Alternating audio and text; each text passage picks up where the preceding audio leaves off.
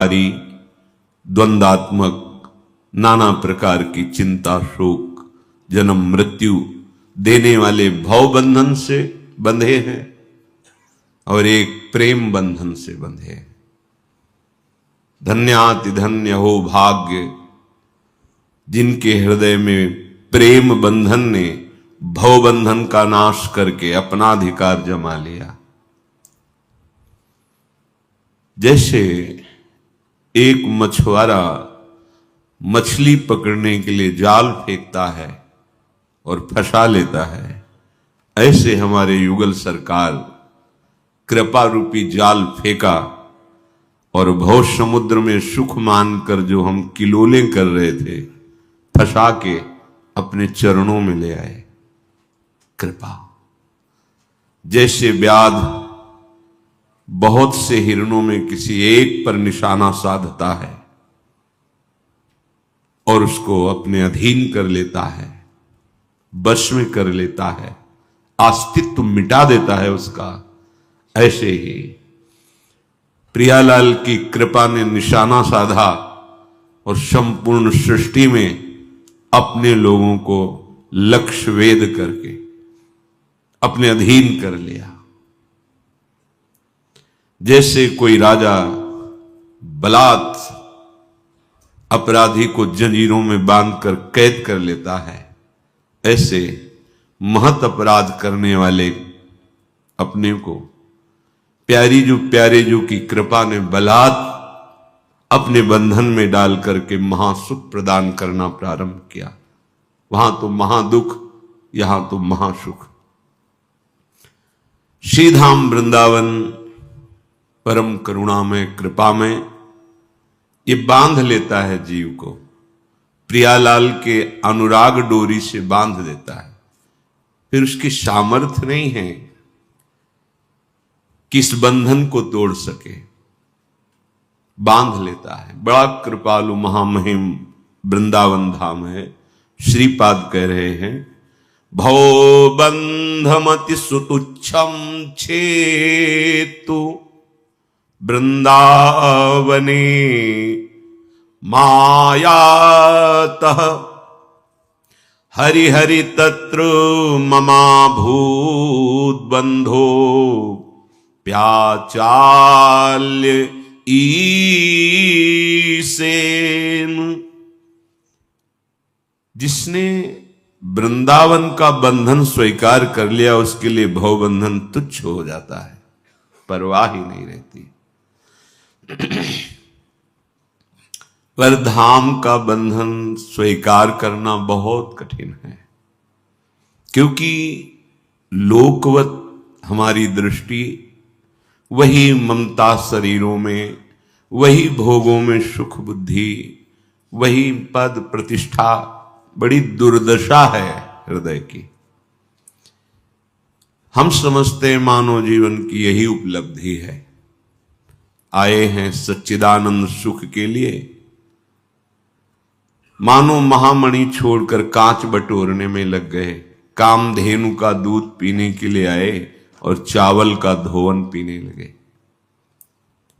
श्रीधाम वृंदावन का आश्रय वास रसिकों का संग दिलाता है। रसिकों के संग का रंग चढ़ता है तो भवबंधन तुच्छ नजर आता है।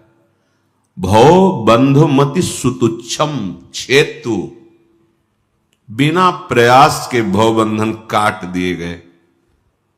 ऐसी लाडली लाल की कृपा, ऐसा इनका परम महामहिम धाम ये रस से बांधता है। वृंदावन रस से बांधता है। ऐसा रस हृदय में उदय होता है, आपको विवेक नहीं लगाना पड़ेगा वैराग्य के लिए। सच्ची मानिए, कुछ अच्छा ही नहीं लगेगा, कुछ रुचेगा ही नहीं। पर जब तक दैन्यता नहीं आती तब तक ये रस बंधन, और जब तक ये रस का परिचय नहीं मिलता तब तक दैन्यता नहीं आती। ये अन्योन्य है, एक दूसरे के है। रसिकों के संग से, रसिकों की वाणी से यत किंचित रस का जहां रसास्वादन हुआ, अहम गलित होने लगता है। और जहां अहम गलित हुआ तो रसास्वादन की वृत्ति बढ़ती है। जैसे रसास्वादन की वृत्ति बढ़ती वैसे ही दैन्यता आती, भवबंधन तुच्छ हो गया, छूट गया भवबंधन। ये भगवत आश्रित के लिए भवबंधन तुच्छ कहा गया। भवबंधो मतिस्तु तुच्छम, छेद तो अपने को चिंता नहीं करनी, अपने शरणागत है। नाम धाम रूप लीला यही हमारा जीवन है। जो भवबंधन में बंधे हैं, जिनकी आगे दुर्गति ही होनी है, उनमें ये 24 लक्षण पाए जाते हैं। प्रायः सुमति कुमति सबके हृदय में रहती है। कुसंग से कुमति बढ़ती है और सत्संग से सुमति बढ़ती है। जहां सुमति बढ़ती है वहां सतमार्ग प्रारंभ हो जाता है, और जहां कुमति बढ़ती है वहां असत मार्ग। बहुत ध्यान देने योग्य बात है। जिनकी दुर्गति पक्की है उनमें 24 लक्षण पाए जाते हैं। इनकी व्याख्या भी होगी, पहले सुन लीजिए। सबसे पहला काम भोग, ये सबसे बड़ा शत्रु है। और पूरी सृष्टि का एक ही लक्ष्य है, मेहनत करके खूब धन कमाओ और अपनी कामनाओं की पूर्ति करो, सुखी रहो, शांत रहो, प्रसन्न रहो, ऐसी अंदर भावना है। खूब धन मिले, खूब भोग भोगूं, सुखी हो जाएंगे।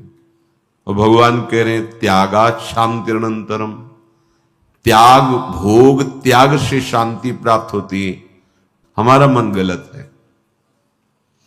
काम एक, और दूसरा लोभ, धन का लोभ,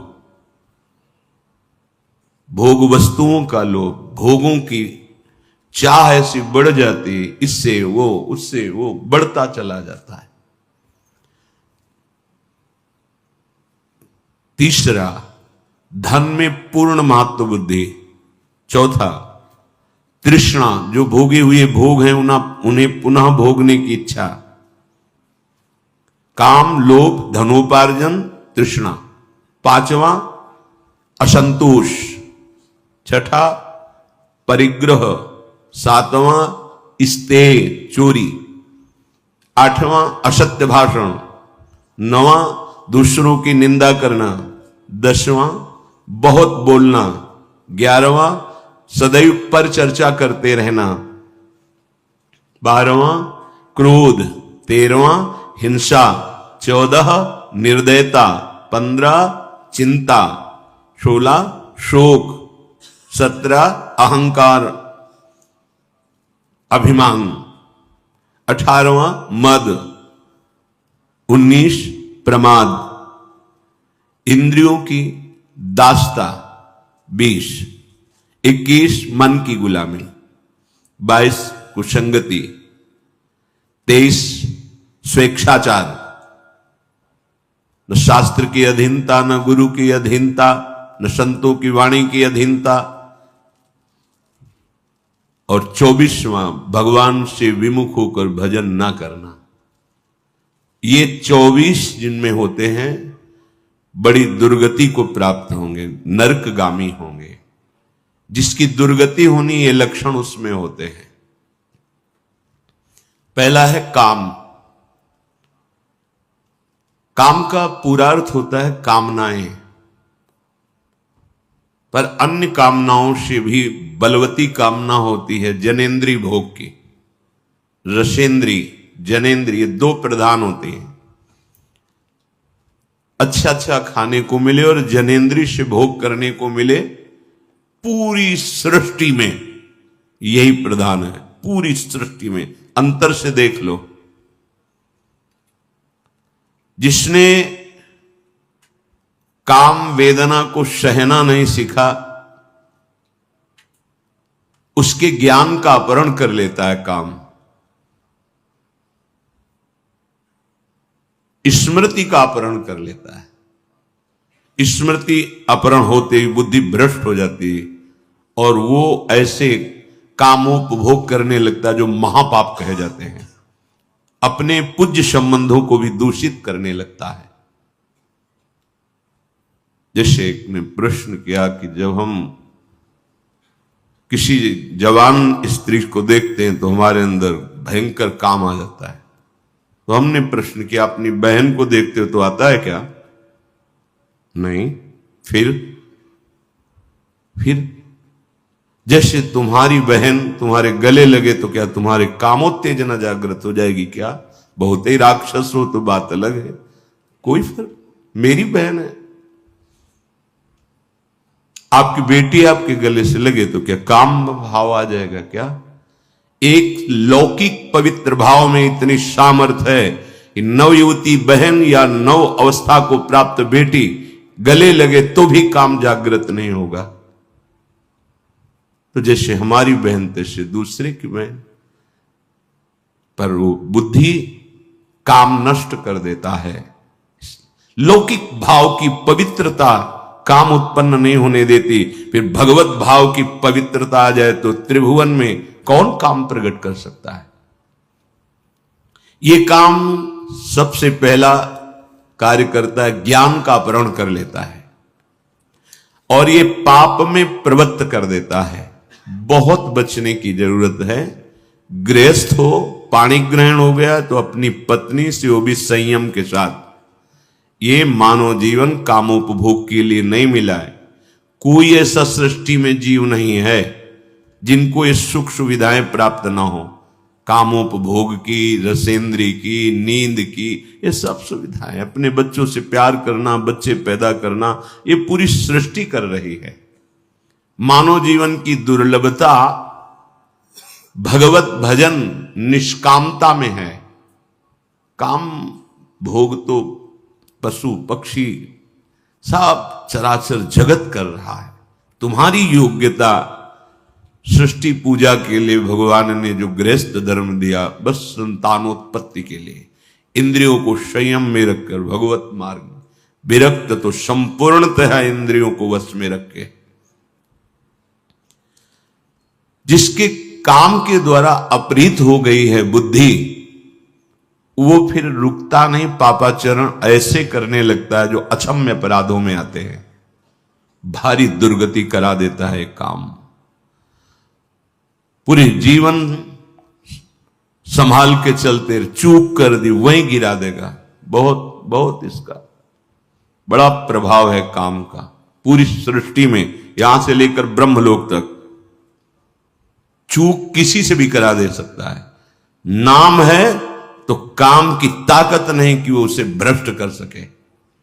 भगवान नाम, हां, पहले थोड़ा मार्जन होने दीजिए। मन को नाम मार्जन करता है। कल किसी उपासक ने प्रश्न किया बाहर से आके कि आप कहते हैं नाम जप करो, पर जब नाम जप करते तो छाती जलती है, नाम छोड़ देते तो ठीक हो जाता है। ये क्या है? तुम्हारे मन का मार्जन हो रहा है। जैसे स्वर्णकार के पास जब स्वर्ण पहुंचता है तो आग में उसे तपाता है, गलाता है। जे ही आग में तपाता है तो स्वर्ण चमकने लगता है और उसका मल नष्ट हो जाता है। ऐसे ही मन भगवत स्वरूप है।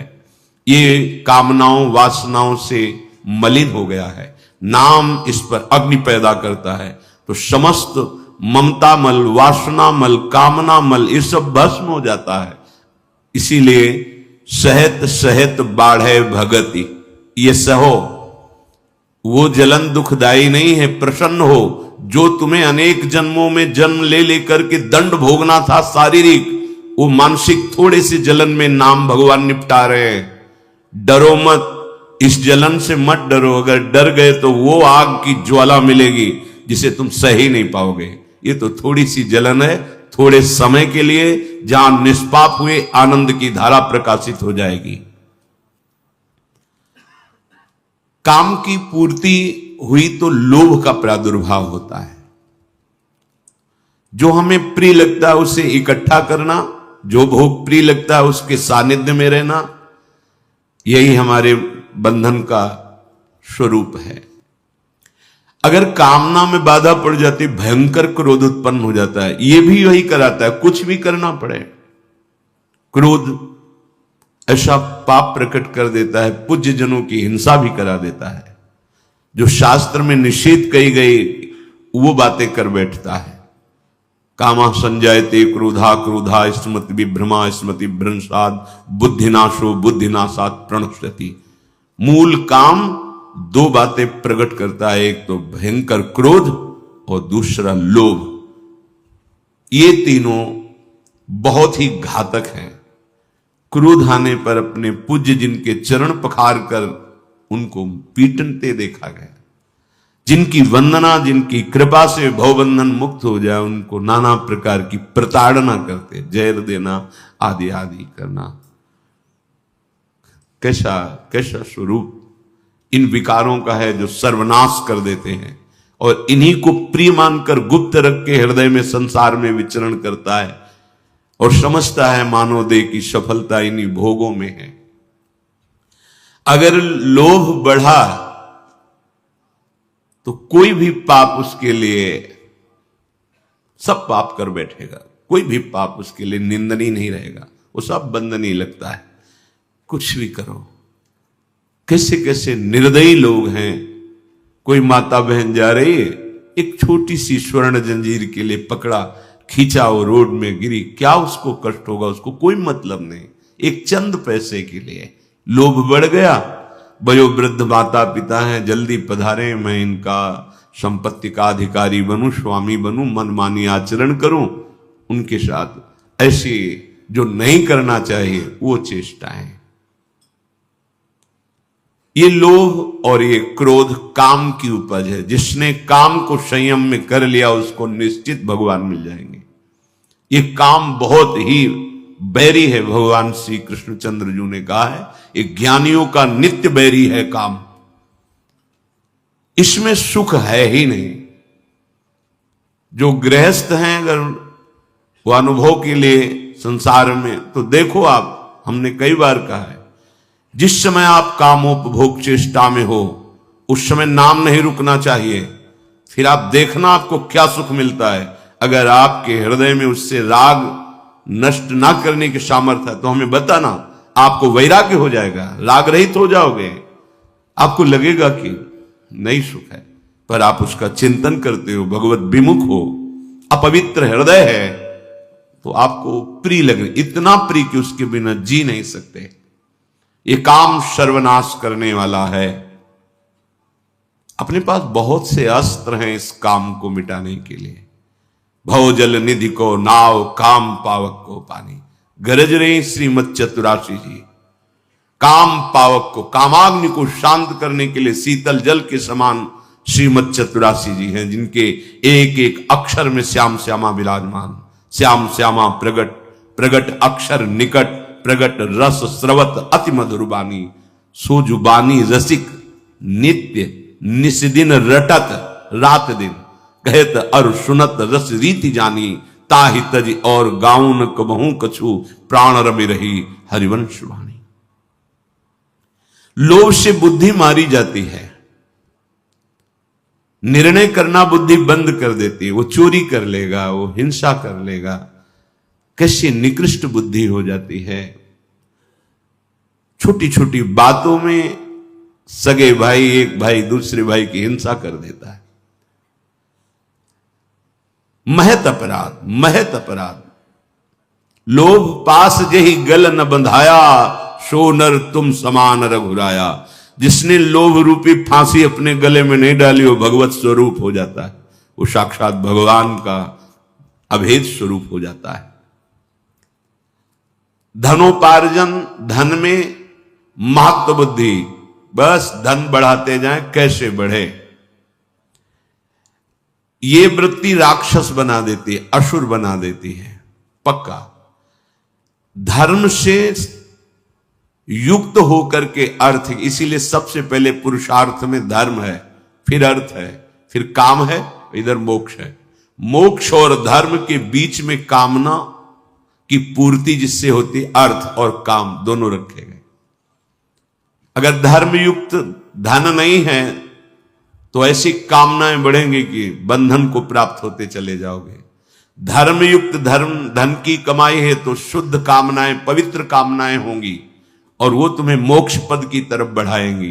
ये 4 पुरुषार्थ हैं, धर्म, अर्थ, काम, मोक्ष। जिसके दिमाग में केवल धन प्राप्त, वो असुर बन जाता है, राक्षस बन जाता है, देखा जाता है। शांति, निर्भयता, सुख, पवित्रता, पवित्र विचार, ये उसके जीवन में पाए ही नहीं जाते। कितना राक्षस बन जाता है। जयदेव जी ने चारों ठगों को पहचान लिया, जो उनके पास असरफियां थी, स्वर्ण मुद्राएं दे दी, उसको लेके चले जाना चाहिए। लेकिन धन पर मातुर बुद्धि रखने वाले इन दुष्टों ने विचार किया कि बहुत प्रवीण है, अभी तो दे दिया, फिर राजा से शिकायत करके मुझे बंधन में डलवाएगा, इसने देख लिया है, इसलिए इसके हाथ पैर काट के कुएं में डाल दो। ऐसा ही कर दिया। कैसे सहनशील महात्मा और कैसी ये दुष्टता धन पर महत्व बुद्धि रखने वाले की। जो धन को सर्वश्रेष्ठ, धनोपार्जन ही जीवन का लक्ष्य, वो असुर प्रवृत्ति को प्राप्त हो जाता है, असुर भाव को प्राप्त हो जाता है। चौथा, तृष्णा। ये बहुत डाइन है, राक्षसीन है, ये कभी तृप्त होने वाली नहीं, ये बढ़ती ही रहती। तृष्णा बढ़ना इसका स्वभाव है। ये भोग ले, ये भोग ले, ये भोग ले, भोगे हुए भोगों को बार बार भोगने की इच्छा, ये राक्षसी वृत्ति कभी शांति नहीं लेने देती। जो लोग कहते हैं मैं नहीं करना चाहता पर जबरदस्ती ऐसा लगता कोई कराता है, ये राक्षसी तृष्णा। तृष्णा प्रपंच मत्सर विसन सर्व दंड निर्बल करे, शुभ अशुभ दुर्ग विध्वंस बल तब जयति जयति जग उच्चरे। हमारे पास नाम है, हमारे पास गुरु चरणों का बल है, उसी विचार के द्वारा इस तृष्णा को नष्ट किया जाता है। बहुत बार भोगा, क्या भोगा, अनंत जन्म बीत गए, नहीं, ऐ मन, अब मेरी स्वीकृति के बिना तू एक कदम भी मुझे नहीं चला सकता, चला के दिखा, राधा राधा राधा। ये सब विकार भेड़िए की तरह बच्चों को डरवाते हैं, बड़ों को नहीं। वही बड़ा जाहि गोपाल बड़ो करे, जो प्रभु का हो गया नाम जब, डरने का विषय नहीं। अगर आप स्वीकृति नहीं देंगे, दस्तखत नहीं करेंगे, तो कोई विकार आपको भ्रष्ट नहीं कर सकता। पर आप तन्मय हो जाते हैं और अपने सुख की लालसा कर लेते हैं कि मुझे ये विकार सुख देगा, बस गए, वो आपको भ्रष्ट कर देगा। बाद में रोना धोना, गलती क्षमा याचना, वो सब व्यर्थ हो जाती है। ये तृष्णा सदा नवीन नवीन भोग बनाकर आपको देती है। चिंतन में आएगा ऐसे, हाँ ऐसे, उस शरीर को, उस भोग को, उस वस्तु को, उस पदार्थ को अब ऐसे भोगेंगे, ऐसे खाएंगे, ऐसे। इसी तृष्णा का नाश करना है। जहां ये तृष्णा रहती है, भजन साधन पवित्रता तब दिखावा बन जाता है। ये तृष्णा बहुत डाइन है, बख्शती नहीं किसी को। अगर ये प्रचंड तरंगों के रूप में आ जाए तो समुद्र ना बनने पावे, होश में रहना। ये पहले चिंतन कराती है। वो तुम ऐसे किए थे ना, कितना सुख मिला था, ऐसे करो और भी सुख मिलेगा, ऐसे बनाओ, ऐसे खाओ, ये करो, वो बस उसी चिंतन को तुरंत काट दिया तो काट दिया, नहीं तो बस समुद्रवत पूरा अधिकार कर लेगी हृदय में, फिर आप अंधे हो जाएंगे। कोआ मदांधो मदना तुरुवा, कामना रंग ला रही, अब कुछ नहीं कहोगे कि जैसे कोई भूत आता है आवेश, वैसे पता नहीं क्या होता है, किसी ने कुछ कर दिया क्या, मेरा दिमाग काम नहीं करता, मैं ऐसा कर जाता हूं, कुछ नहीं, आपकी गलती। ऐसे थोड़ी हनुमान जी महाराज कह रहे हैं, का हनुमंत विपत्ति प्रभु सोई, जब तो सुमिरन भजन न हो। यदि नाम चल रहा है, नहीं ताकत है तृष्णा की कि आपको भ्रष्ट कर दे। ये नवीन नवीन सुख उपभोग करने की प्रेरणा और सुख सामग्री दिखाएगी, बस इसी में पागलपन चढ़ जाता है। अब तो वो खाना ही है, अब तो वो देखना ही, अब तो वो सुनना ही, अब तो वो भोगना ही है। तुम्हें नहीं प्यारे, तुम्हारे अंदर कोई अभाव नहीं।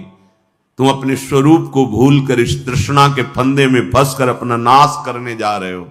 ये समझ में नहीं आता। असंतोष ये सदा अभाव का अनुभव कराता हुआ हृदय जलाता रहता है।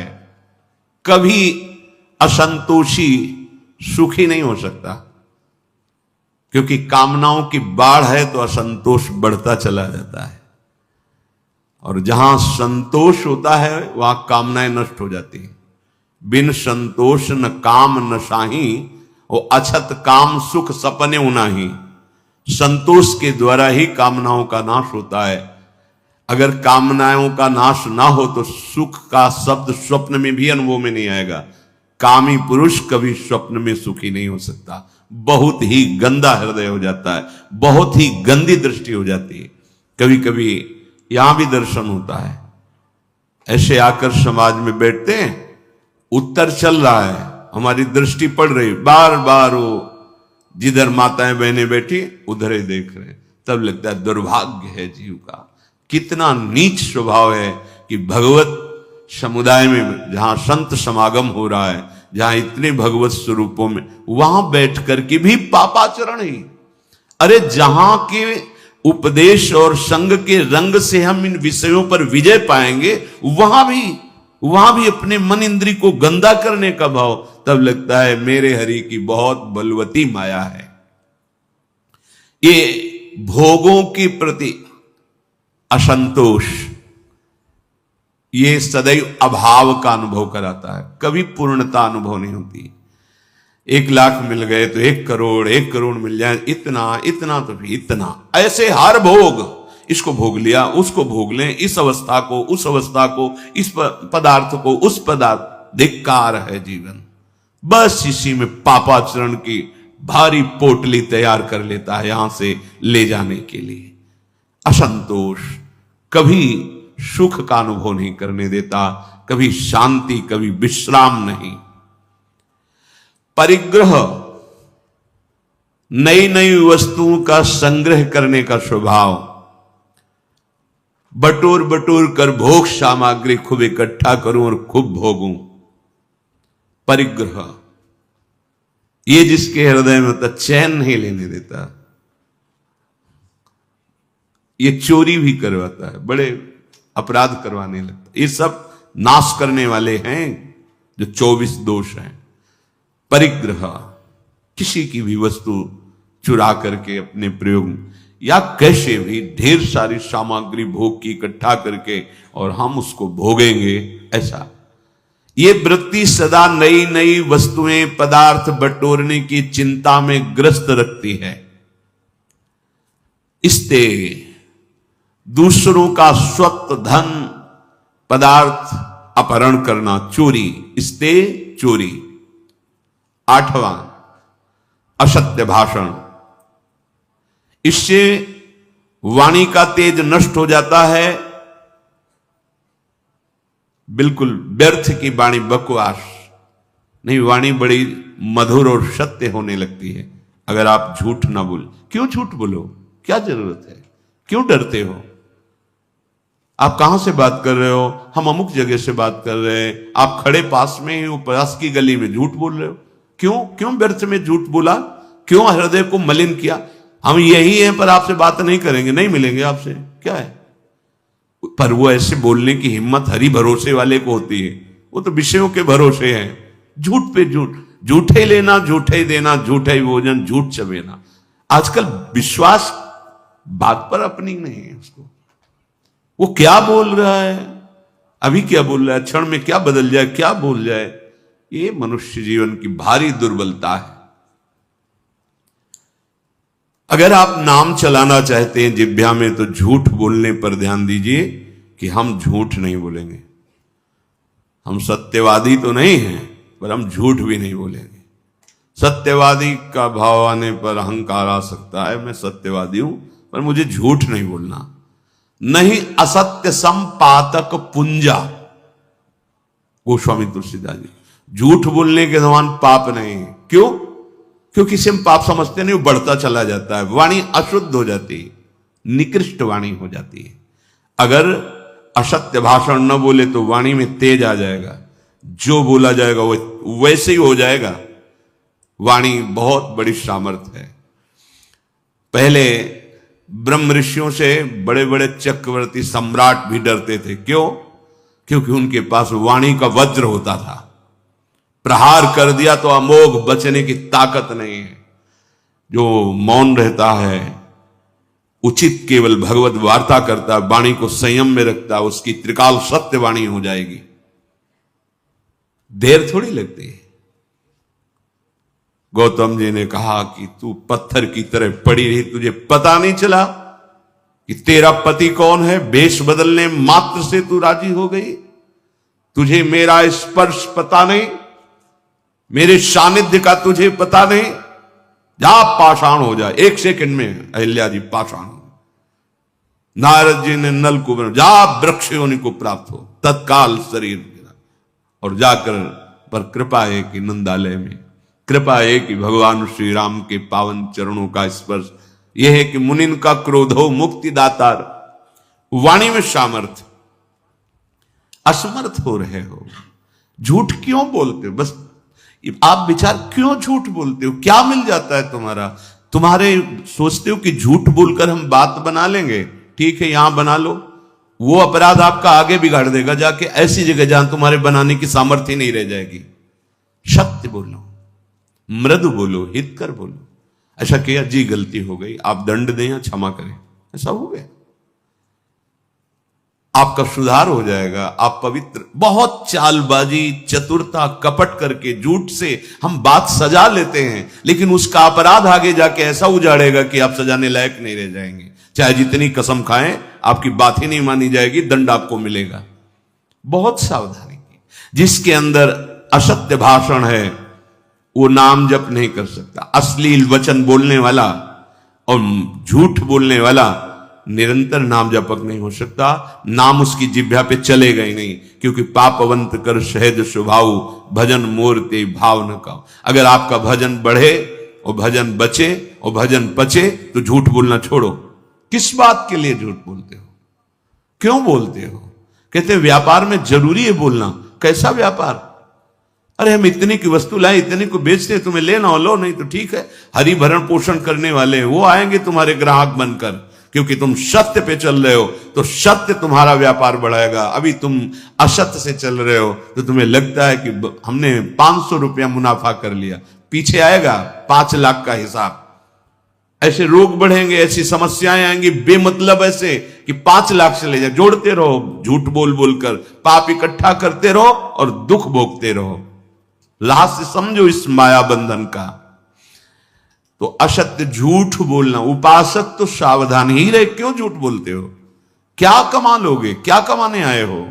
नाम तो झूठ बोलने वाली वाणी में नाम नहीं चलता। तुम झूठ बोलना देखना, तुम्हारा नाम चल रहा है क्या निरंतर? और अगर नाम चलने लगा तो डर लगेगा झूठ बोलने में, पाप करने में भयभीत हो जाओगे, कहीं ये नाम छूट गया तो अब वो आगे बढ़ जाएगा।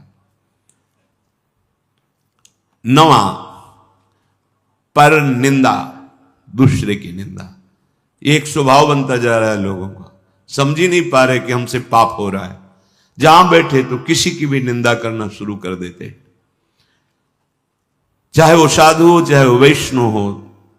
तुम्हारी पार्थिव दृष्टि है, तुम साधु को कैसे पहचान सकते हो? चश्मा अगर काला लगा हुआ है तो तुम्हें सामने काली माही नजर आएगी। त्रिगुण माया का चश्मा लगाए हो तो तुम्हें त्रिगुणात्मिका माया ही दिखाई देगी, तुम्हें उसकी स्थिति नहीं, क्योंकि स्थिति प्रज्ञ को स्थिति प्रज्ञ ही जान सकता है। त्रिगुणातीत अवस्था को त्रिगुणातीत अवस्था का पहुंचा हुआ ही जान सकता है। तुम बाहरी दृश्य देखते हो और उसी को तुम निंदा करके गान करने लगते हो तो तुम्हारे सारे सुकृत नष्ट हो जाते हैं। पर निंदा के ते आवत नहीं कछु हाथ, मूर्ख पर्वत पाप को ले चल अपने साथ। वो मूर्ख दूसरे की निंदा करके उसके सारे पाप अपनी खोपड़ी पे ले लेता है, बोझा बना नरक को जाता है। और भक्तन निंदा अति बुरी भूल करे जिनको, किए सुकृत बहुत जन्म के छिन में डारे खो। बहुत जन्मों के पुण्यों का एक क्षण में नाश हो जाता है भक्त निंदा करने वाले को। वाणी संभाल करके किसी की निंदा न निकलने पावे। जहां किसी की प्रशंसा हो रही होती, कोई वर्णन करने लगे, तो हमारे अंदर की मलिनता, हाँ ऐसा तो है पर वो ऐसा ऐसा, लेकिन ऐसा, निंदा शुरू कर देते हैं। वो बहुत घातक है, बहुत हानिकारक है। जिसकी निंदा कर रहे हो उसके जितने पाप हैं वो तुम्हारे ऊपर आ रहे हैं, तुम्हारे सुकृत नष्ट हो रहे हैं। इसीलिए तो संत जनों ने कहा, स्वस्थ होकर दीर्घ काल तक हमारी निंदा करो, भगवान तुम्हारा मंगल करें। ये साधो निंदक मित्र हमारा, क्यों? जो हमें शारीरिक दंड भोगना था वो निंदा करके ले लिया। कई बार आपको सुनाया है कि निंदा बहुत घातक। एक बार भगवान वशिष्ठ जी अयोध्या के जो चक्रवर्ती सम्राट होते गए, उनके कुल गुरु बहुत समय से, तो एक राजा पूर्व प्रारब्ध के अनुसार उनके शरीर में गलित कुष्ठ हुआ। चक्रवर्ती सम्राट बलयुक्त सब थे, पर पूरे शरीर में कुष्ठ ऐसा। अब वो पूरा ढक करके जाते सभा में बैठ, तो कहा, गुरुदेव वशिष्ठ जी से कोई उपाय नहीं है, औषधि काम नहीं करती, आप सर्वज्ञ हैं, कोई उपाय है जिससे ये शरीर स्वस्थ हो जाए? हाँ एक उपाय है, पूरा नगर तुम्हारी निंदा करने लगे तो तुम्हारा शरीर स्वस्थ हो जाए। भगवान क्या करूं जिससे निंदा? बोले ऐसा करो, जो तुम्हारे बड़े भ्राता युद्ध में मारे गए, वीरगति को प्राप्त हुए, उनकी जो पत्नी है, तो तुम रात्रि के 8 से 10 बजे तक उनके महल में नित्य जाओ और उन्हें भगवान का पावन चरित्र सुनाओ और बस चले आओ। अब वो वहां जाते, 2 घंटे भगवान की चर्चा सुनाते, फिर प्रणाम करके आ जाते। धीरे धीरे बात फैलने लगी, कितना नीच प्रवृत्ति का है कि मां के समान बड़े भ्राता की बहू को भी नहीं छोड़ा। रोज रात्रि में राजा 8 से 10 बजे तक जा, पूरा नगर निंदा। अब धीरे धीरे हाथ शरीर सबका वो कुष्ठ गायब होता चला गया। अब तो इतनी निंदा उनकी कि जहां से वो निकलते वहां, अरे राजा बनने लायक है, ऐसे ऐसे। वशिष्ठ जी का, प्रभु अब सहन नहीं होता। बोले सब निकल गया है, बस शांत रहो, चेहरे का रह गया। 2-4 दिन 10 दिन और सह लो, और सहा तो बस चेहरे का भी खत्म, नाक पे केवल रह गया। तो उनका, भगवान अभी नाक पे। बोले ये नहीं जाएगा। बोले क्यों? क्योंकि हम हैं अयोध्या में, हम भी हैं, हम तुम्हारी निंदा करेंगे नहीं, इतना सहना पड़ेगा। समझ लो, तुम जिसकी निंदा करते हो उसके पाप अपने ऊपर ले रहे हो। काहे को? तो ये जो जिनकी दुर्गति होनी है, जो अपने जीवन का नाश करने वाले लोग हैं, ये 24 दोष होते हैं। नवा है निंदा दूसरों की, ये बहुत ही घृणित प्रवृत्ति होती है। ये पराये पापों को अपने ऊपर लेते हैं। जिनकी निंदा करते हैं उनके सारे पाप अपने ऊपर ले लेते हैं, इसलिए बचो पर निंदा से। 10वां, व्यर्थ में बहुत बोलने का स्वभाव होना। कुछ ऐसे होते हैं स्वभाव के, अगर शुरू हो गए तो हाथ जोड़ के भी कहो कि शांत रहो तो बंद नहीं होंगे, पूरी गैस निकल जाए।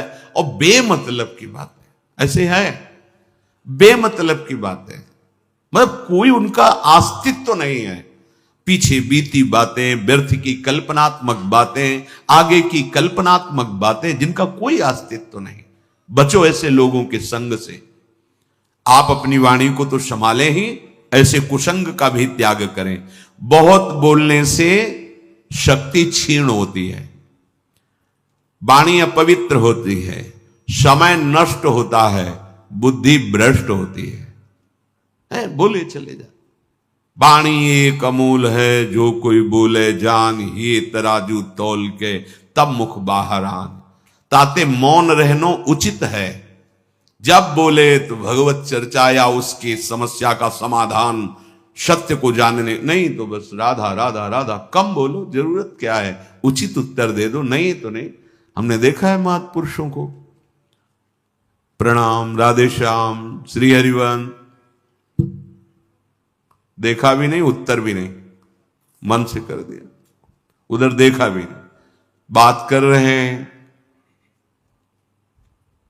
नाम चल रहा, चल लिए, आगे घेर के खड़े हो, चल, कोई उत्तर नहीं, कोई उत्तर ही नहीं, पूरे जीवन में देख कोई उत्तर नहीं, न शुभ न अशुभ, न भागवतिक न प्रापंचिक, ताते मौन गहनो उचित। यदि इतनी धैर्य वृत्ति नहीं है तो फिर उचित विचार करके जो आवश्यक बोल दो, अन्यथा नहीं बोलने की जरूरत है। आप भगवत प्राप्ति के मार्ग में हैं, आपको एक एक श्वास, एक एक सेकंड संभाल कर सत्य सच्चिदानंद प्रभु के चिंतन में लगाना है।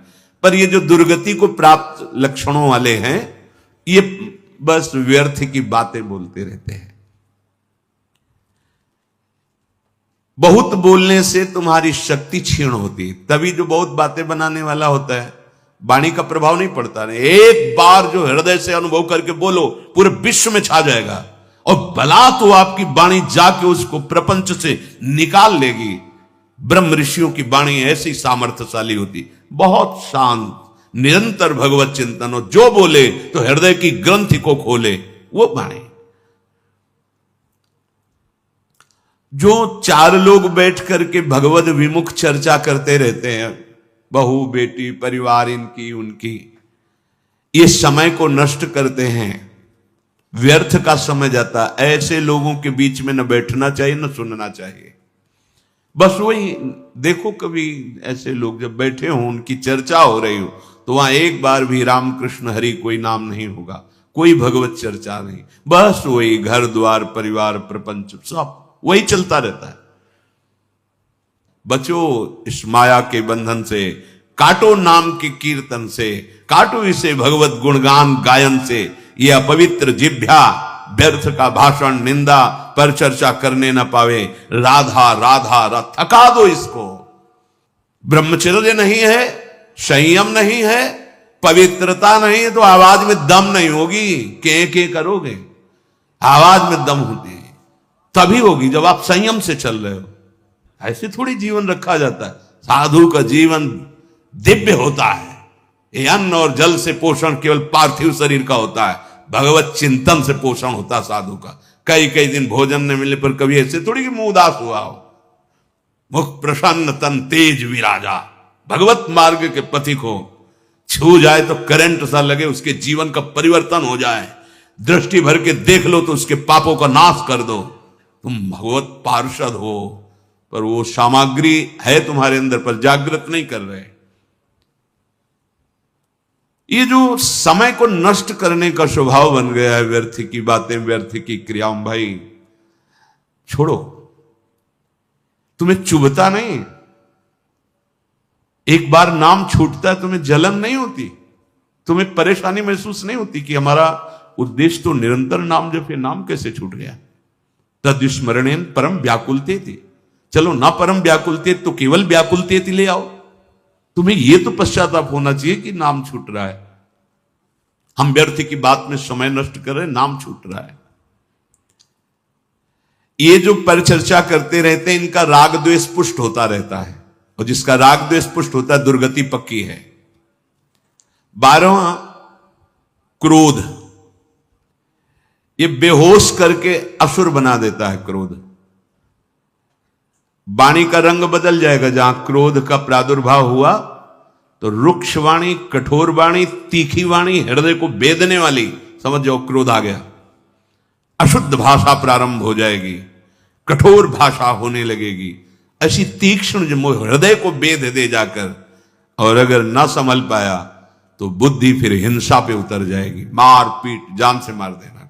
ये क्रोध बहुत ही घातक वस्तु, ये दुर्गति कराता है। सीते नरक का द्वार है। कामः क्रोधा तथा लोभा तस्मादेत्रयम् त्यजेत। ये त्रिविधम नरक सेदम द्वारम नाशन मात्मना। ये आत्मस्वरूप को घोर बंधन प्रदान करने वाले हैं।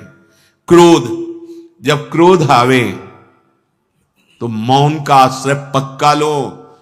अगर वाणी खोल दी आपने तो मानो आग में आपने पेट्रोल डाल दिया, डीजल डाल। वो ऐसी भड़काऊ वस्तु वाणी है, फिर तो नहीं संभल पाओ। मौन, अब अंदर से वो आ रहा है कि बस इसको गाली दो ही, इसको कड़ुआ बोलो ही, बस अंदर राधा राधा राधा राधा राधा राधा, उसकी सुनो मत, शांत हो जाएगा। वहां से चल दो। बिल्कुल, अगर कड़ुआ बोले तो इसका दुरुक्ति, क्रोध का बल क्या? दुरुक्ति माने गाली, कड़ुए वचन, कठोर वचन, हृदय को दुख पहुंचाने वाले परुख वचन मत बोलना। अगर भजन सिद्ध करना है, भजन बढ़ाना है, तो जब क्रोध आवे, कड़ुआ बोलने का मन हो, बिल्कुल दांत बांध लो, ऐसे नहीं खोलना, मानो वाणी है ही नहीं हमारे, नहीं बोलेंगे इस समय राधा राधा राधा राधा राधा राधा। ये क्रोध तुम्हारे भजन करने की प्रवृत्ति और भजन के प्रभाव दोनों को ढक देगा, दोनों को रोक देगा। काफी समय तक अगर चतुर खिलाड़ी परमार्थ के हो तो संभाल लोगे तुरंत, नहीं तो फिर वो काफी समय तक भजन का प्रभाव, एक हृदय बार बार वही चिंतन और वैर दृढ़ होने, और जब भजन की याद आएगी तो और द्वेष बढ़ेगा, इसने हमारा भजन रोक दिया, और गुस्सा आएगी, वो बिगाड़ देगा। क्रोध होश खो देता है, जिसके अंदर क्रोध आता है होश खत्म हो जाता है। 13वां, हिंसा, मारना, किसी भी जीव को मारना। ये इसीलिए सबसे प्रार्थना करते हैं, जहां तक शब्द कान में पहुंचे, कि जो लोग ये हिंसा, एक होता है हिंसा करना, और जैसे आप मानसला के पास तो हिंसा में सम्मिलित हो गए, वो हिंसा के समान ही माना जाता है। तो जो आप अभक्ष पदार्थ पाते हैं, जीवों की हिंसा होती, जो हमारे लिए निषेध किया गया है, जो हमारे लिए निषेध है, वो बिल्कुल ठीक नहीं। किसी भी जीव के शरीर को पका के खाना मतलब अपना नाश करना, अपने सुकृतों का नाश करना, अपनी आयु को व्यर्थ करना।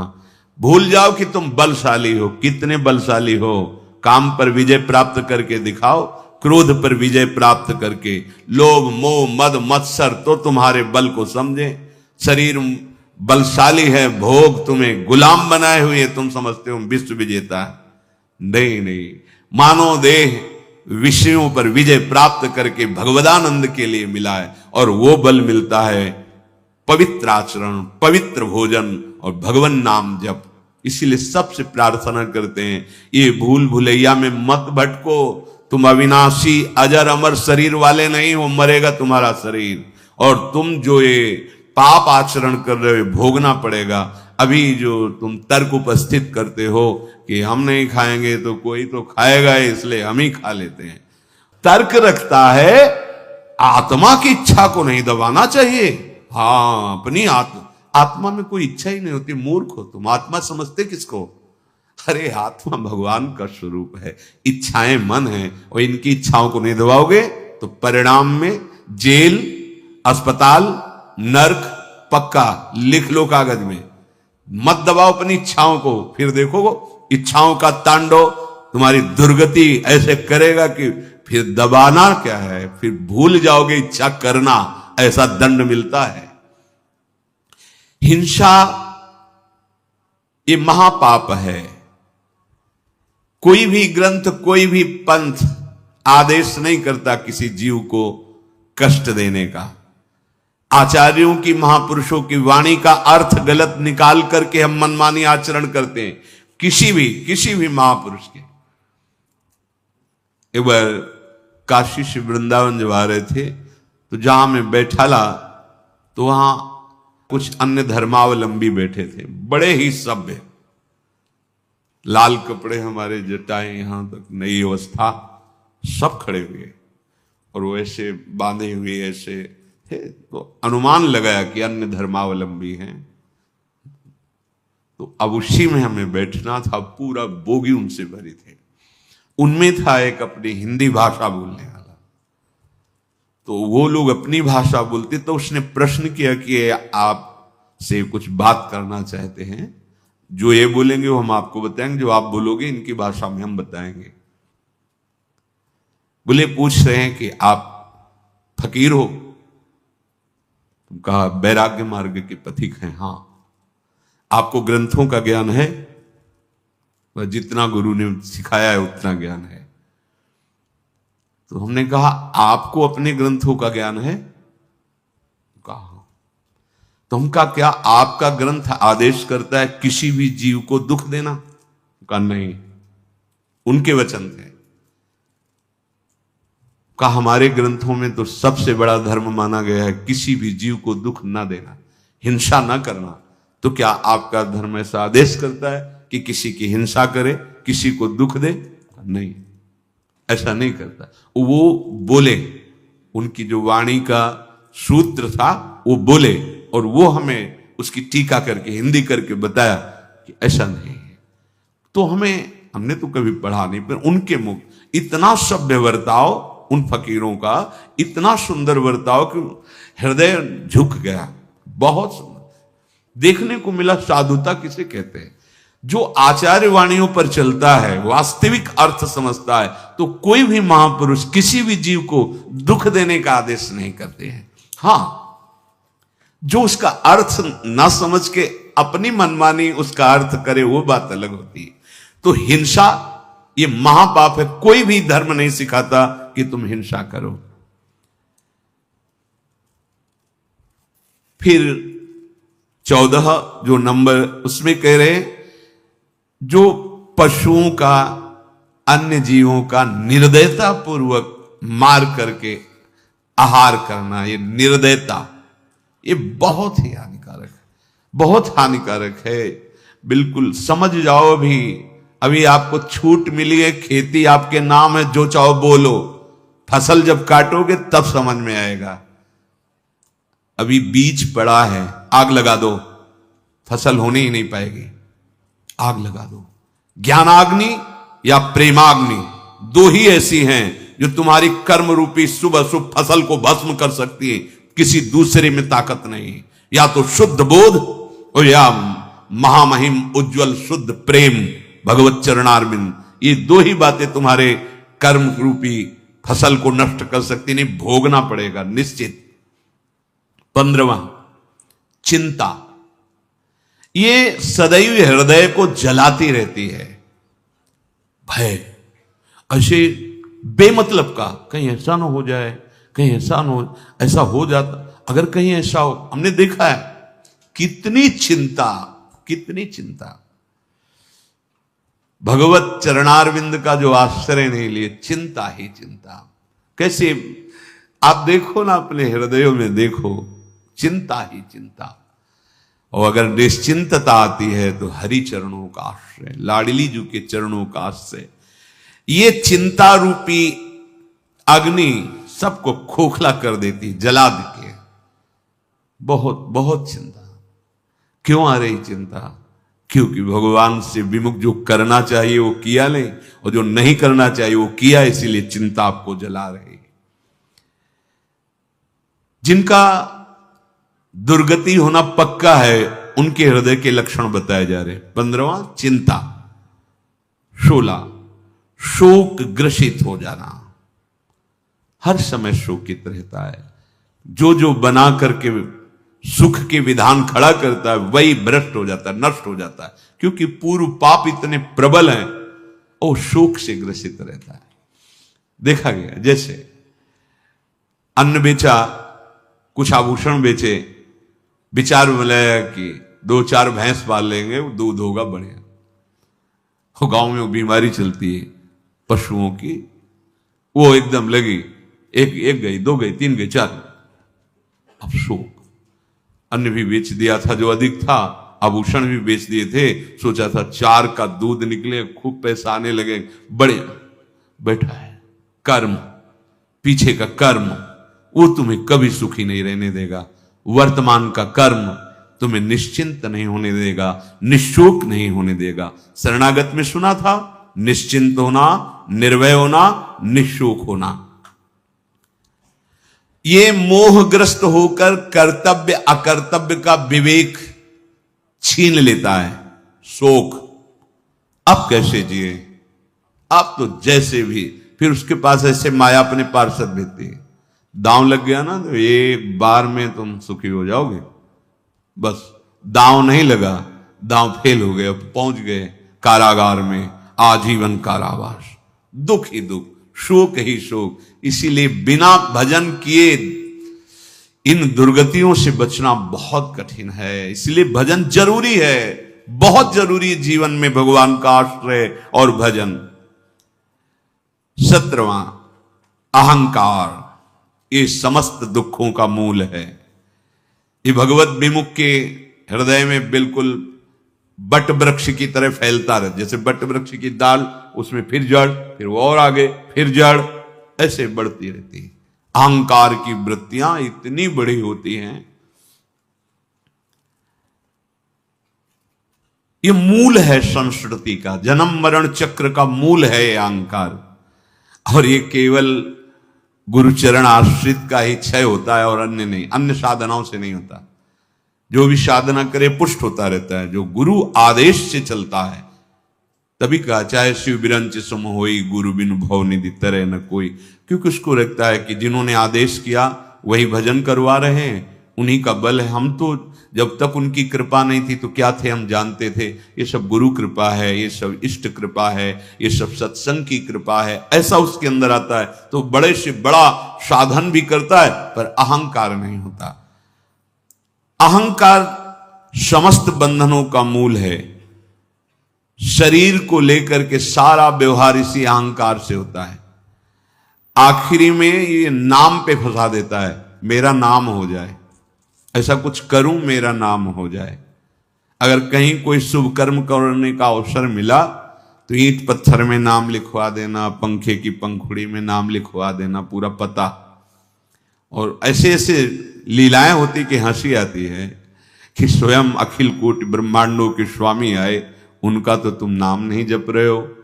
तुम्हारा नाम कौन जप, बड़े बड़े महल बना के चक्रवर्ती राजा, कौन नाम उनका, तुम्हारा नाम लेगा, दो चार ईंट लगवा दी। अरे उनका नाम जपो जो त्रिभुवन का मंगल करने की सामर्थ्य रखता है। एक नाम त्रैलोक कहीं तारे। ये शरीर का अहंकार, अहंकार की वृत्ति का परिचय कर्तृत्व भाव और भोक्तत्व भाव इसी अहंकार में होता है। मैंने ये किया, मैं करूंगा, मैं ऐसा कर सकता हूं, मैंने भोगा ये मैं भोगूंगा, ये मैं भोग सकता हूं। ये वृत्ति अहंकार की होती है। इस समस्त बंधनों का मूल है। जन्म मृत्यु का चक्र यही चला रहा है। जब तक ये क्षीण नहीं होगा तब तक मुक्त नहीं होता जीव। 18वां, अपने में बड़प्पन देखना। ऐसा अभिमान बना रहता है कि मैं बहुत बड़ा हूं, मैं श्रेष्ठ हूं, मैं, ये अंदर से बना रहता है। इस शरीर का दुलार करना छोड़ो, इसकी गति पर ध्यान दो। क्या होगी इसकी गति?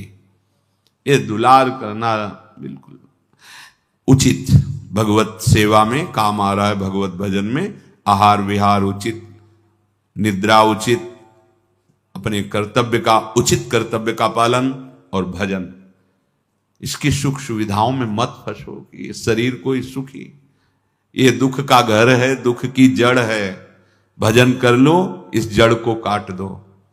नहीं, इसको जितना राग करोगे वो अगली तैयारी कर रहा है तुम्हारे, फिर किसी ऐसे शरीर में जहां तुम दुलार ही नहीं कर पाओगे। अब मान लो ऐसे पशु हैं जंगलों, अब कांटा लग गया, अब कैसे निकाले? ऐसी जगह लगा है, उनके हाथ तो है नहीं कि निकाल सके। भीषण सर्दी है, बर्फ गिर रही है, जल है, धूप है, या कहीं पानी नहीं, हर कष्ट वो सहते हैं। अभी तो तुम सब कुछ, तो भजन कर लो। इस शरीर के झूठे दुलार और अभिमान में मत फंसो। ये लगा रहता है मैं बड़ा बन जाऊं, मैं बड़ा, अरे बड़े के हो जाओ तो बड़े वो बना देंगे। भगवान का आश्रय ले लो, वो बड़े बना देंगे। अब जिनसे बड़े बनना है उनसे तो विमुख हो, तो माया तुम्हें बड़ा बना देगी क्या? माया तो सिर्फ हरिजस गाने वालों का सपोर्ट करती है, हरि विमुखों को तो नचाती है, नचाती है। 19वां, मद। वस्तुओं का, जमीन का, रुपया का, पैसा का, ये रूप का, ये मद होता है। ये धन मद, पद मद, विद्या मद, जाति मद, बुद्धि मद, ये बहुत प्रकार का होता है।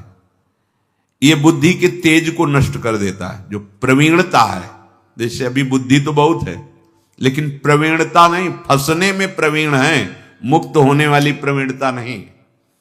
फंसने में तो बहुत प्रवीण है। कैसे हम दूसरे का धन अपहरण करें, कैसे हम दूसरे से छीन लें, ये बहुत प्रवीणता है।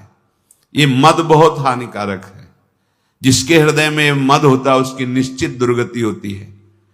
देखो, भगवान ही एक ऐसे हैं जिनकी शरण होने पर सब ठीक हो जाएगा, सब ठीक हो जाएगा। एक एक ऐसे दोष हैं जो हमारी दुर्गति करने में समर्थ हैं, और इनमें से एक भी आ जाए तो 23 को बुला लेगा। जो 24 वर्णन करेंगे 23 को बुला लेगा। मद, धनमद, पदमद, विद्यामद, जातिमद, बुद्धिमद, बड़ा मद होता है। ये मद इतना निकृष्ट वस्तु है कि वो भगवत प्राप्ति करना ही नहीं दे। भगवत प्राप्ति होगी, रंग चढ़ेगा सत्संग का, दैन्य ऐसे चढ़ता है, वस्तु ऐसे ली जाती है, ऐसे नहीं ली जाती है। ऐसे आओगे तो ऐसे ही चले जाओगे। चलनी में गैया दुहे और दोष दैव को दे। भगवान के हेतु की कृपा होती तब संत समागम होता है। संत समागम में आए हो तो ऐसे आओ, ऐसे, और भर के ले जाओ, तृप्त हो जाओगे, निहाल हो जाओगे। ऐसे आओगे ना तो माला भी मिलेगी, चुनरी भी मिलेगी, लेकिन वो नहीं मिलेगा जो मिलना चाहिए। लौकिक पदों का अभिमान, अरे परम पद का जो अधिकारी है, जहां ब्रह्मा भी नमस्कार करते हैं, वो ऐसे कर रहा है, ऐसे कर। क्यों अपना अपराध करने आए हो? यहां क्यों आए हो? कोई जरूरत नहीं है। ये संत समागम है, तुम्हारी जरूरत ही नहीं है। यहां आए हो कि तुम्हें जरूरत है संत समागम की, तो ऐसे करो, दैन्य रहो। जहां खाली होता है वहीं रस जाता है, और जहां ऊंचाई होती वहां टिकता ही नहीं, ढलक जाता है। यहां यही दरबार दीन को आदर, रीत सदा चली आई। बहुत सावधानी की जरूरत। अहेतु की कृपा हरि की होती तब सत्संग मिलता। ना तुम्हारा पद रहेगा ना तुम रहोगे। सुधार कर लो तो कर लो, अगर अभिमान और मद में भर करके कुछ ऐसा, तो फिर वो सुनहु राम कर सहज स्वभाव, जन अभिमान न राखें काऊ। वो अभिमान नहीं रहने दे। ये मद कोई ना करे। धनमद, पदमद, विद्यामद, जातिमद, बुद्धिमद। हरि का भजे तो हरि का होए। जो हरि का चिंतन करता है, हरिमय, हम सब हरि के हैं। ये जितनी मेड़े बनी हुई हैं, ये सब मर्यादा में रहने के लिए बनी है, अमर्यादित चेष्टाओं को रोकने के लिए बनी।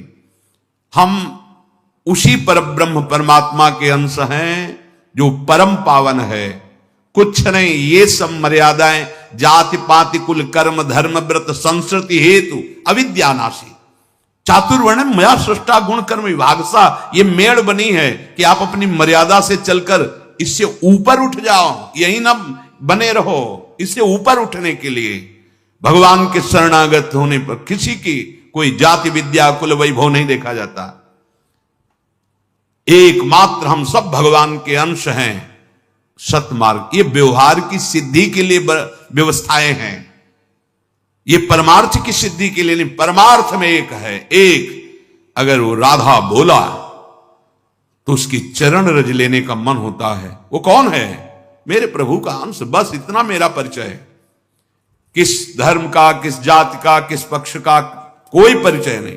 भगवान श्री राम बड़े बड़े ब्रह्म ऋषि दंडकारण्य में विराजमान हैं, किसी के यहां आचमन भी नहीं किया, और सबरी मैया के बेर पाए, और संत जन कहते हैं कि जूठे बेर पाए। अर्थात वो पहले प्रीति विवश होकर देखती थी, कहीं खट्टा तो नहीं, कसैला तो नहीं, मेरे रघुनाथ जी को मीठा लगे, इसलिए वो कौन है सबरी? भगवान की अनुराग रस में पगी हुई है। कोई जो ऋषि जन उनकी जाति देखते थे, उनका क्या भगवान ने देखा भी नहीं, उनकी तरफ नहीं देखा, और भगवान के लिए तो तप कर रहे थे पर देखा भी नहीं। भगवान कह रहे मानो एक भगति कर नाता, एकमात्र केवल भगवत भाव। ये जो मद भाव में है छोड़ दो, नहीं दुर्गति का कारण है। धन मद, पद मद, विद्या मद, जाति मद, बुद्धि मद। जैसे अपने लोगों को कोई अपने पद का, अपने धन का, अपने वैभव का ऐसे दिखाए तो अपने लोगों को जैसे छोटा बच्चा नहीं अकड़ के खड़ा हो जाए तो हंसी आ जाए। जानते हो, अखिल कोटि ब्रह्मांडों के स्वामी का दास है तुम्हारे पास कौन सा पद है? जहां परमेष्ठी पद ब्रह्मा भी भक्तों को नमन करते हैं, अगर वहां अपराध करके भावना तुम्हारी पद की रही, मद की रही, धन वैभव की रही, तो उनका तो कोई फर्क नहीं पड़ेगा, पर तुम्हारे फर्क पड़ जाएगा।